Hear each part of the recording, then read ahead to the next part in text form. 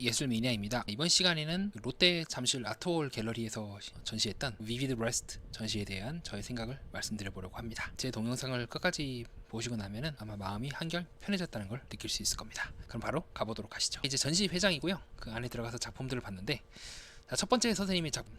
그래서 이 작품들의 특징들은 뭐냐면 전체적으로 서구에서 얘기하고 있는 사티로스라든가 그런 서구 문물들이라든가 그리스 로마 신화적인 은유들이 되게 많아요. 자, 이러한 것들을 현대적으로 재해석하고 그 신화적인 부분들을 봄으로써 아마 그 서구 문명의 이제 과거와 현재에 어떻게 맞닿아 있는가, 그 전통을 우리가 다시 한번 재해석해보자. 왜냐하면 서양인들 입장에서는 그리스 로마 신화가 우리나라의 단군 신화처럼 전통적인 고대 신화란 말이죠. 그 신화를 현대적으로 우리가 재해석하고 많은 사람들이 이해할 수 있게끔 구성해보자는 느낌을 저는 많이 받았던 것 같아요. 무엇보다 이렇게 재밌는 거는 밑에 그림자가 비춰지지 않죠. 자, 여기는 호수인데 위에 사람이 없어요. 근데 그림자가 나오고 있는 그런 특징들을 상당히 재밌게 볼 수가 있겠죠. 그럼 이거에 대해서 이제 현재까지 이제 제가 세운 해석의 원칙에 따라서 해석을 하자면, 거울에 비춰지지 않은 과거의 모습일 수도 있고 반대로 미래의 모습일 수도 있겠죠. 현재는 보이지 않으나 앞으로 우리가 어디로 가야 할 것인가, 전통을 다시 창조적으로 재해석하여서 방향을 재구성해야 한다 라는 측면으로도 볼 수가 있겠습니다.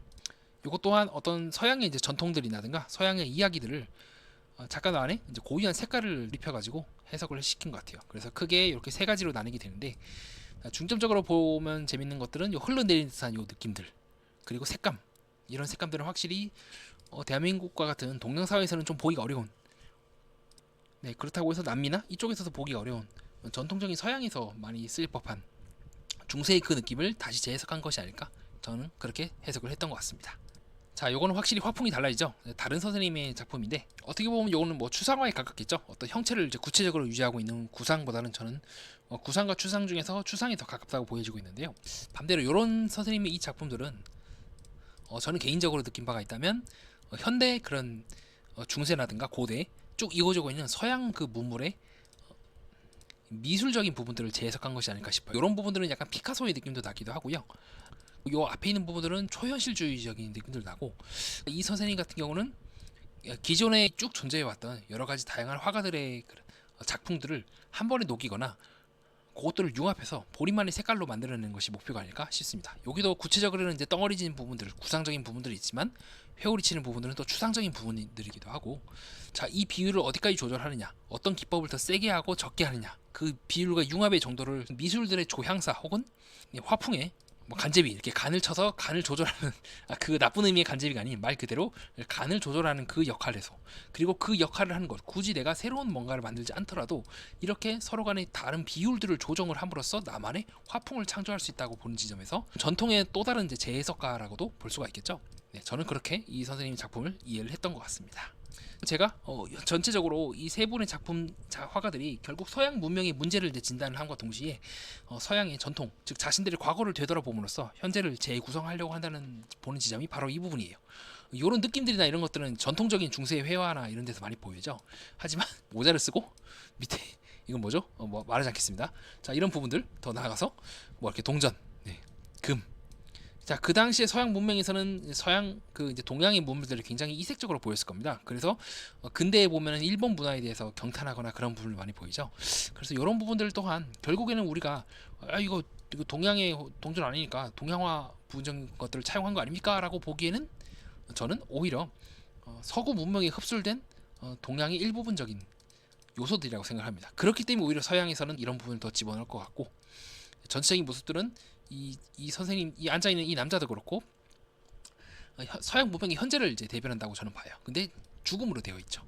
예. 그리고 죽음으로 된 땅, 마치 인류세라고 해서 이제 플라스틱이 압축된 그 암석들이 현재 하나의 층을 이룰 정도로 이 지구가 많이 오염되었다고 해요. 그런 느낌처럼 이미 인류는 그 이전에 앞에서 보여드렸던 그 사티로스가 나오고는 요 때와는 다르게 지금은 이미 현대는 그런 사티로스 그 이후에 인류세, 즉 인류의 문명이 죽음과 그런 파괴적인 것들이 이미 상당히 쌓여 오고 있는, 우리가 평온한 듯 보이지만 실제로는 평온하지 않은 세상에 대해서 얘기하고 있다고 저는 보고 있습니다.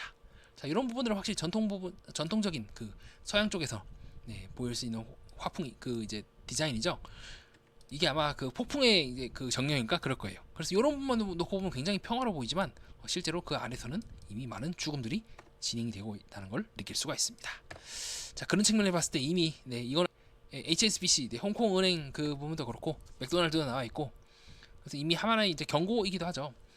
어떻게 vivid rest라고 하는 저시의 아래서 나올 수 있는지에 대해서는 잘 모르겠지만 정말 휴식을 상당히 역동적으로 여기는 분들도 즐기고 있고, 이게 상당히 이 현대의 문명의 굉장히 어두운 부분들, 끔찍한 부분들, 그리고 이 사회에서 아무렇지도 않게 살아가는 우리들에 대해서 반성적으로 휴식을 취해보라는 의미에서 이렇게 나온 것 같아요. 그래서 요 선생님 작품은 굉장히 뚜렷하게 드러나고 있죠. 네, 그 다음에 이제 세 번째 화가 선생님 작품인데, 요거는 나름대로 이제 미래에 대해서 고찰을 하시는 것 같아요. 그리고 잘 보면 사람들이 스마트폰을 쥐고 있고 막 그렇긴 하지만, 그러한 풍경에 대해서 좀 비관적으로만 보시는 않는 것 같아요. 아니 꼭 그렇게 현대의 문명, 우리가 살고 있는 지금의 이 현재 모습을 반드시 어둡게만 봐야 될 필요가 있는가?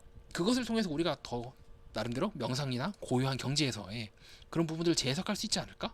그래서 오히려 그림이 더 차분하고 반드시 이 지하철에 있는 하나의 풍경 같기도 한데요. 스마트폰 보고 있기도 하고, 저는 약간 이 화풍의 작가 말씀에 동의하는 편이기도 해요. 부처가 실제로 이 세상에 있었다면 부처님도 비슷하게 말씀하셨을 것 같아요. 굳이 억지로 전통이라고 하는 하나의 상으로 회귀할 것이 아니라 지금 이 자리에서 얼마인지 우리는 깨달을 수 있다, 회탈할 수 있다, 그렇게 보시기도 하지 않을까. 네, 그래서 뭐 명상하거나 이런 사람들, 뭐 이렇게 여행하고 오는 사람들, 확실히 우리 현재의 모습을 앞에 있는 이 선생님과는 좀 다른 부분으로 주목을 하고 있고, 그것이 마냥 밝은 색채와 더불어 나쁘게 볼 필요는 없다 라고 느끼는 지점이기도 합니다. 그리고 역으로 잘 생각해 보세요. 앞으로 스마트폰은 200년 뒤에는 굉장히 전통적인 도구가 되지 않겠습니까? 그 당시 미래에 있는 우리 후손들은 그 당시 스마트폰을 썼던 우리 조상님을 보면서, 아, 우리 조상님은 참 고풍스러운 도구를 갖고 참 원시적이지만 재밌게 살았네라고 말씀하시지 않겠습니까? 네, 그렇게 본다면 꼭 나쁘게만 볼 이유는 없기도 합니다. 자, 그렇게 해서 이번 시간에는 vivid rest 전시회에 대한 저희 개인적인 생각을 밝혀보았습니다. 네, 다음 동영상은 좀 더 편안하고 재미있고 유익한 내용이 될 겁니다. 그러면 그때 또 뵙도록 하겠습니다. 이상입니다.